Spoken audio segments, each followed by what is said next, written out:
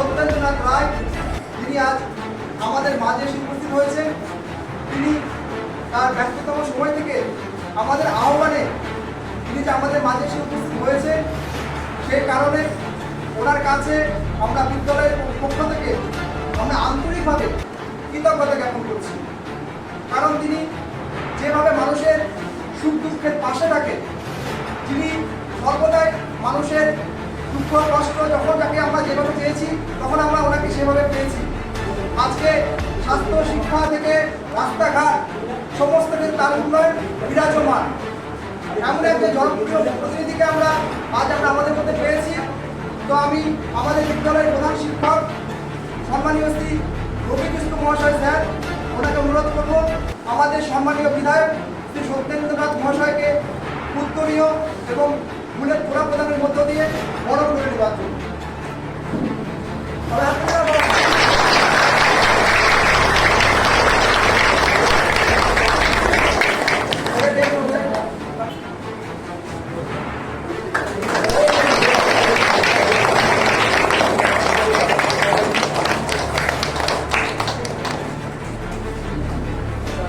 আজ আমরা বিদ্যালয়ের পক্ষ থেকে ভারত মায়ের একটি প্রতিচ্ছবি আমরা আমাদের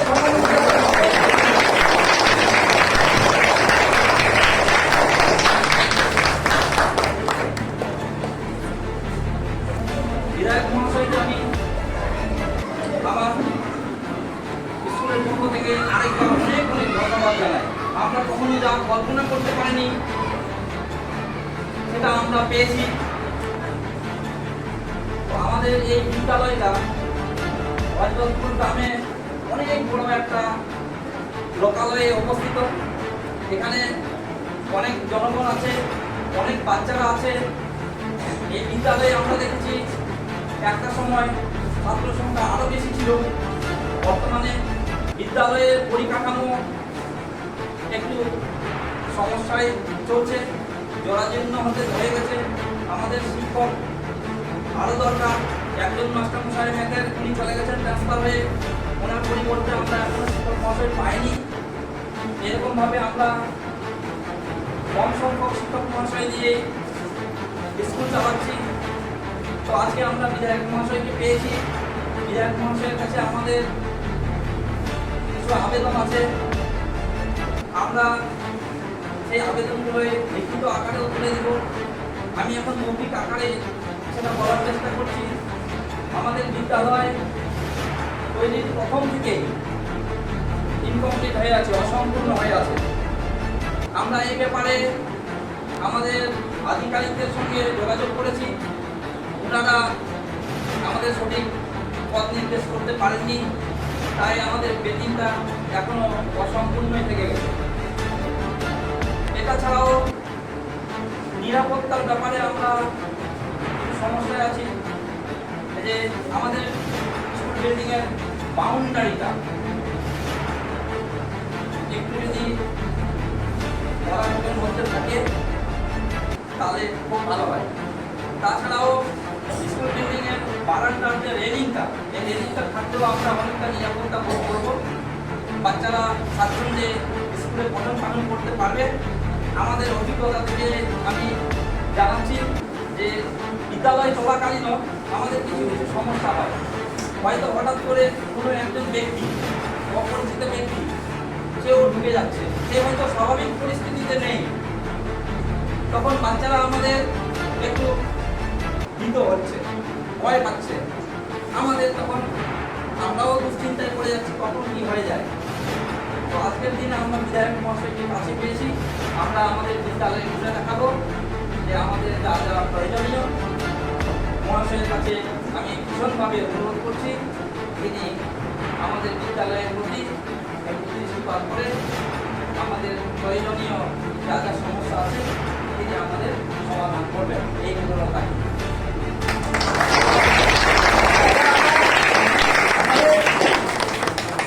গঙ্গারামপুর বিধানসভা বিধায়ক শ্রী সত্যেন্দ্র রায় মহাশয়কে অনুরোধ করবো কথা আমাদের মাঝখানে বলবেন। বাচ্চার মতো ছেলে মেয়েরা এখানে লেখাপড়া করছিল, তাদেরকে আমার আশীর্বাদ জানাই।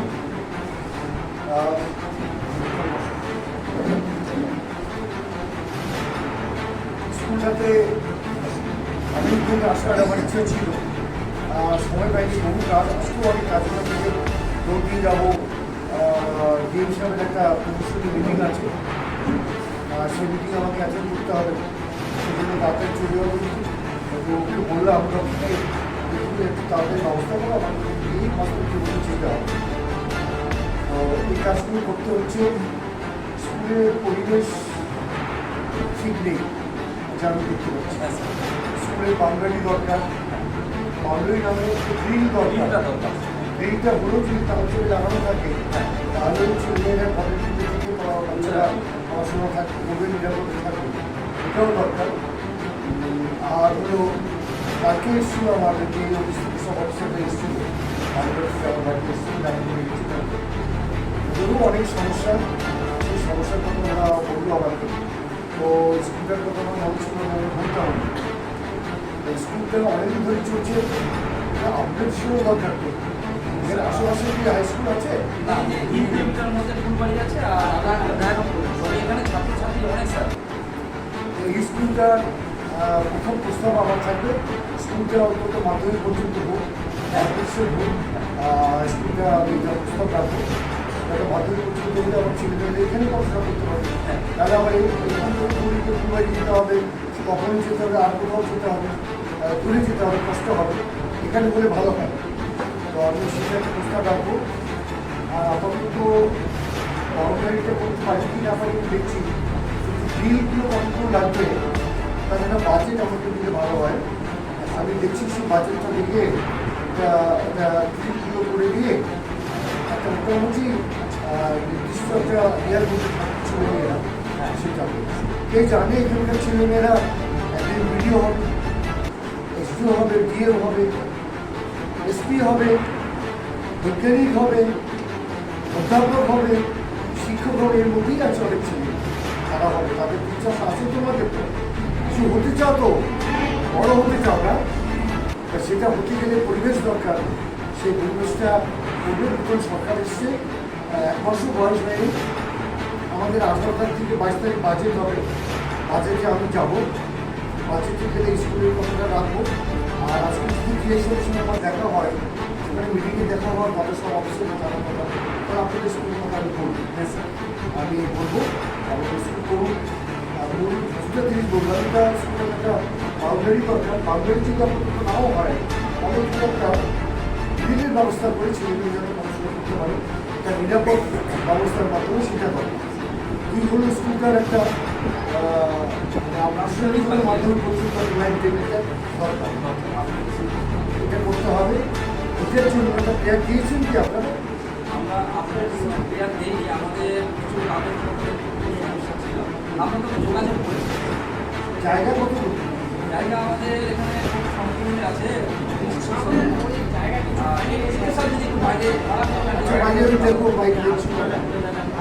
জায়গাটা দেখতে হবে। আর আপনারা তো প্লেয়ার দিয়ে দিন, সরকার জায়গা কিনে নেবে। যদি হাই স্কুল এখন স্যাংশন হয়ে যায়, যদি জায়গা কিনে হয়, গভর্নমেন্ট জায়গা কিনে নেবে, কিনে নিয়ে স্কুল করবে, কোনো অসুবিধা নেই। কতটুকু জায়গা আছে বড় হতে হবে। আর আমার মেয়েদের বলছি, খালি 18 বছর বয়স হলো সঙ্গে সঙ্গে বিয়ে করা চলবে না। ভিডিও হও, এসডিও হও। একটা আমি যখন এর আগে এমএলএ ছিলাম, আমি 3 বার এমএলএ হলাম। তোমাদের এই বিধানসভার মানুষের আশীর্বাদে 3 বার এমএলএ হয়েছে, যেটা গভর্নমেন্ট বিধানসভাতে কোনোদিন হয়নি, যেটা আমাকে এলাকার মানুষ 3 বার বিদায় করেছে। বলছি, একটা মুসলিম মেয়ে এসডিও হয়েছে, আমার সঙ্গে বাঁকুড়া এলাকা। আমি একটা কমিটির চেয়ারম্যান ছিলাম, উনি এসে দেখা করলেন যে স্যার, আমি তার নাম বললো, আমি দেখলাম মুসলিম মেয়ে, সে যদি ডব্লিউবিসিএস পাস করে এসডিও হতে পারে, তো তোমরা হতে পারবে না কেন? পারবে তো, সেটাই করো। আর বিয়ে করলে দুনিয়ার অশান্তি, কারো আন্ডারে না, চাকরি করো, দেখবে তো সব তোমার সোজা হয়ে যাবে। চাকরি করো, তোমার শ্বশুর সোজা, চাকরি করো, তোমার স্বামী সোজা, চাকরি করো, তোমার বাড়ি সোজা। বুঝেছো আমার কথা কি বলছি? আগে নিজে পায়ে দাঁড়াও, স্বয়ং সম্পন্ন হও, তারপর দেখবো পৃথিবীটা তোমার হাতের মুঠের মধ্যে চলে এসেছে। এটা না করলে কোনো কিছু মানুষের ভবিষ্যৎ এটা করো। ছেলেরাও তোমরা ভালো করে লেখাপড়া করো, বড় হতে হবে, অনেক বড় হতে হবে। এটা প্রাইমারি স্কুলের মাস্টার আপনি বলে চেষ্টা করছো তো, প্রাইমারি স্কুলের মাস্টার না, ভালো শিক্ষক হতে হবে, হাই স্কুলে অধ্যাপক হতে হবে, ডাক্তার ইঞ্জিনিয়ার হতে হবে। আমি স্কুল করছি গঙ্গারামপুরে, ইংলিশ মিডিয়াম স্কুল করছি, খুব তাড়াতাড়ি উদ্বোধন হবে। সেখানে ইংলিশ মিডিয়াম স্কুল পড়লে তবেই তোমরা সেই বড় জায়গায় পৌঁছাতে পারবে, সেই ব্যবস্থা আমি করছি। আমি এই কথা বলে পরবর্তী স্কুলের জায়গাগুলো দেখছি। আমাদের স্কুলের কমিটি আছে, কমিটি আমাদের অ্যাডহক কমিটি আছে, 5 জন মিলে আমাদের এসআই আছেন আর ভিডিও অফিসের কমিটি আছেন, এরকম আমরা 5 জন আছি। আর প্রধান শিক্ষক। ও অ্যাডহক কমিটি স্যার। আচ্ছা ঠিক আছে, সেটা শুনে নেব। দরকার এখান থেকে কিছু বিধান নিয়ে আমাদের স্কুল কমিটি করতে হবে, একটা ম্যানেজিং কমিটি করতে হবে, নাহলে তো হবে না। সেটাও দেখছি আমি। ঠিক আছে, তাহলে বাচ্চারা তোমরা সবাই ভালো থাকো, ঠিক আছে, বড় হও, ঠিক আছে, সবাই মিলে বড় হও। আর আমি আমার বিশেষ বড় আমার ইতিহাস প্রেসিডেন্ট তাকে বলছে তুমি আসবে, কোনো কিছু দরকার হলে তুমি এসে ঠিক আছে, যে বললাম সবাই ভালো থাকো, সবাই ভালো থাকো। আজ আমাদের আমন্ত্রণে গঙ্গারামপুর বিধানসভার বিধায়ক শ্রী সত্যেন্দ্রনাথ রায় মহাশয় আমাদের হজরতপুর জুনিয়র হাই স্কুল পরিদর্শনে এসেছিলেন। আমরা বিদ্যালয়ের পক্ষ থেকে আমরা আমাদের আবেদনপত্র ওনার হাতে তুলে দিই এবং সেই সাথে আমরা ওনাদের সংবর্ধনা জ্ঞাপন করি এবং সেই আবেদনপত্রে আমরা উল্লেখ করি বিদ্যালয়ের পরিকাঠামোগত উন্নয়ন এবং সেই সাথে ছাত্রদের একটি স্বাস্থ্যসম্মত পরিবেশ। তিনি আমাদের আশ্বস্ত করেন যে আমাদের ঊর্ধ্বতন কর্তৃপক্ষের সাথে উনি আলোচনা করে এই যে আমরা যে সমস্যাগুলো ওনার কাছে তুলে ধরেছি সেই সমস্যাগুলো উনি সমাধান করবে এবং যথোপযুক্ত ব্যবস্থা উনি গ্রহণ করবেন। ধন্যবাদ।